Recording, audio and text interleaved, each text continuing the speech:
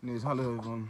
Welcome. I'm in my room right now, and yeah, I'm just gonna be telling you about what the things that have been going on today. At least, today, it was a much more productive day than yesterday. At least, I was in the library first. You know what I mean?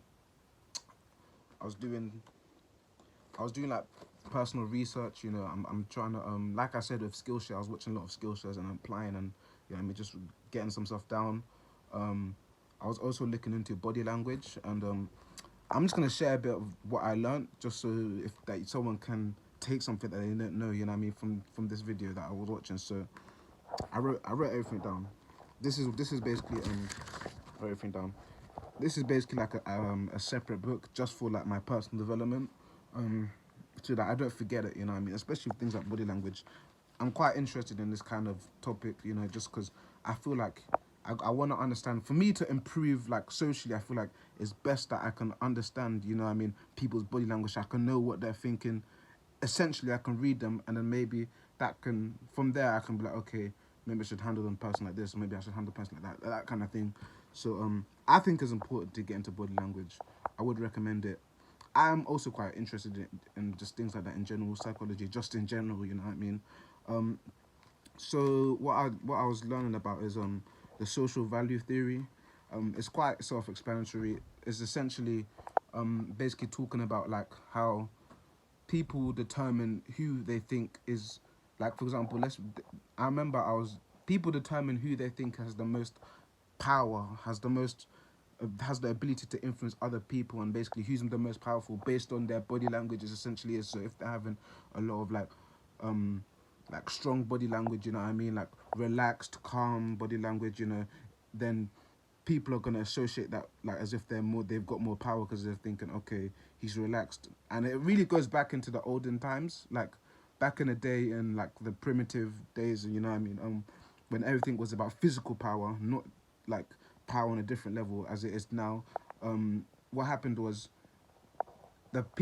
humans used to, what's it called, the alphas, the people the people who we say had the most power, the alphas, it was all more physical. So the people, the way they could, the way you'd win, the way there was a social hierarchy back in the day, and like I'm talking about thousands and thousands of years ago, was that who's the strongest, you know what I mean. So um a lot of the strongest people had casual body language because they didn't need to be all tense and that, you know what I mean. They was confident in themselves, so you know what I'm saying, they're relaxed and everything like that. That's why a lot of the time nowadays, even though we've improved a lot in terms of like technology, we've had a lot of technological advancements and everything like that. In terms of like the physical like I'm not really I'm not gonna talk about evolution, but the physical, the way we have adapted and we've evolved, like not like in terms of scientifically, but the way we've improved and the physical, we still think like the way we was thinking 2,000 years ago.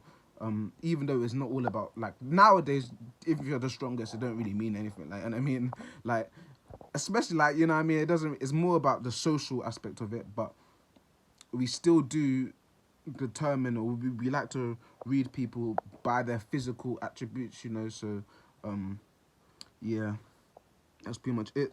So what I wrote down was usually the more relaxed body language infers that someone has a higher social value, um, and the more tense, fearful, you know what I mean, the people who like to be more safe and you know what I mean, all this kind of stuff, that is usually what the lower people, the lower value, social value that you had.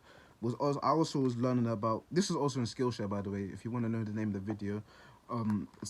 The teacher is called Let's Improve, and it's on Skillshare, so I give credit to that guy for everything I was learning about. And I also was learning about, I'm just looking at the notes so I can remember, the pacification theory, and it's basically the idea that that when the people are emotionally distressed, they tend to touch themselves. Now, not even in a weird way, anything like that. And I gave examples. Examples was they like to rub their back or something like this, you know what I mean, like this kind of thing, or they like to clench their fists, bite their nails. Now, what I also found out is that this is just a little thing. I'm just to letting you know a little bit. I don't know if I should go too deep. I don't know if the video is going too long. In fact, I'll skip some of this stuff. But basically, um, as human beings, we perceive what is that right now specifically? We perceive like non-violent touch, so when someone else touches you, as a positive stimulus. You know what I mean? Um, and basically, it's basically like when you're talking to someone and you shake their hand, it makes you feel good. You know what I mean? Subconsciously and like without you thinking, your brain's taking that. You know what I mean? Um, because the reason for that is because back in the days, touch was a large part of communication between people, and yeah, so that is why I mean, I wrote down some examples, you know, I mean, shaking hands, you know, when you hug someone, it makes you feel good. When you kiss someone, when you have like sexual intercourse with other people, that is all things that make you feel good. And that is why, remember, it's non violent though. I'm not talking about someone punches you in the face, it's just like other stuff, you know what I mean? Even when you're a kid and your mum's like, oh, it's okay, don't worry. Or your daddy gives you a little tap, like, you know what I mean? That typical stuff. That is that makes us feel happy, you know what I mean? That's just remember if you're trying to talk to someone, you have a conversation, um, try to, you know what I mean, get that physical contact. Not in a weird way, don't force it, you know what I mean, but let it come naturally. I feel like that's good because, you know, as I said. Oh yeah, this is another thing. So I also learned a bit about homeostasis. I'm gonna briefly go over this because the video is quite long. And it's basically the self-regulating process by which your body maintains stable set points. Um, I'd like to think of it as like a thermometer. So it's basically like if you're feeling low or whatever. Let me give you an example as a thermometer. So what that means is that if you're if the temperature if you know how like there's a set room with there's a set temperature of each room. But let me give you a better example. Let me give you a better example. Basically, it's the chemicals in your head, the homeostasis, and I wrote down a lot. I don't really. I'm trying to think about what I should leave out, you know, because I'm quite interested in this kind of thing. You know, what I mean, I think it's good that I can kind of share it out. Just to remind you, it's by a person called Let's Improve. It's a teacher called Let's Improve on Skillshare, where I got this information from.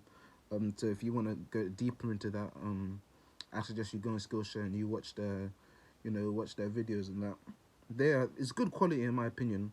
It's a good. I like the guy. I like the guy.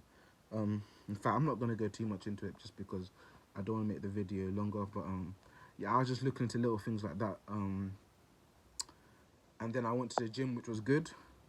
But I feel good. Like I really went to the gym, and yeah, I put in work. When I go to the gym, I don't really just go there to just be like chilling and that. I usually just go to the gym to like really work hard. And one thing I noticed is that because I was doing a lot of cardio, like running and stuff like that. You know what I mean, that kind of training. I'm not really doing weights that much. You know what I mean, not for this one specific time that I went to the gym at least. Um, this is just a tip. I'm not an expert in the gym or anything like that, but what got me through is not really just thinking, you know what, I'm not gonna get off of this treadmill until that time, you know what I mean?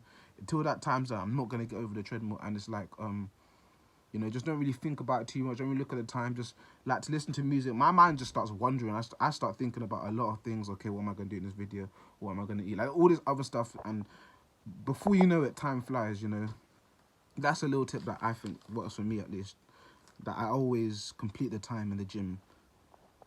Um, yeah, I'm not really going to go into this too deep, to be honest with you. Not right now, at least.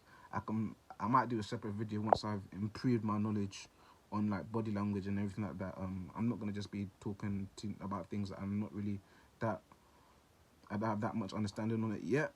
I will though, and yeah, that's what I've been up to today. Thank you for watching the video. God bless and have a good day.